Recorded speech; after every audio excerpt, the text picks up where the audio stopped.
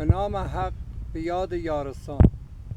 مردم عزیز یارستان، میدونم این روزا زندگی سخته، همیشه همه دغدغه سختی زندگی داریم. ناراحت نباشین، حضرت داود و پیر بنیامین همه چیز درست میکنه. عزیزان یارستان، این روزا هر کسی از راه میرسه من از دون کیم و من از کی تجلی گرفتم و من از چی زمانم و اینا همش دروغه. هیچ کدام از این حرفا تو گوشتان نره. عزیزان یارستان، این پست بفرستین تا برسه به دست 6 میلیون یارستانی بدونن کی اومده و کی رفته. کسانی که نام برده می شود. چند شب پیش ما خدمت درویش علی بودیم. درویش علی فردیه که 120 سال عمر کرده و کسانی که درویش علی میشناسن میتونن شهادت بدن، زیری پست بنویسن، کرج میشینه.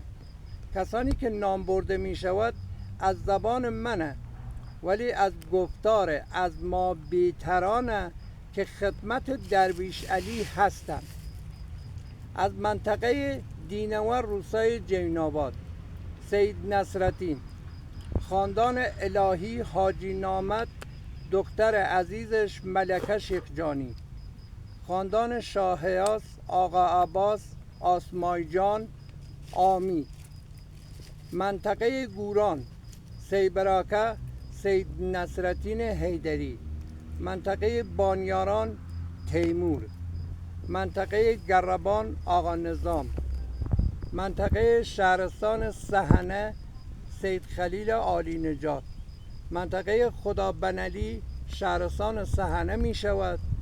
درویش غلام یا بابا غلام، درویش های عزیز خاکساری، شاه علی شاه یا درویش علی شاه.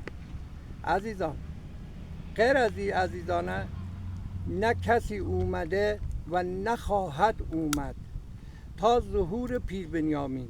امیدوارم از ذات پیر بنیامین و پیر موسی و خاتون رزبار و داود کوسوار و شاه ابراهیم و بابا یادگار تندان سالم بود و هیچ نگرانی، هیچ ناراحتی نداشته باشین. عزیزان، شمع جمخانه به هیچ عنوان نباید خاموش باشه، اول و آخر یاد.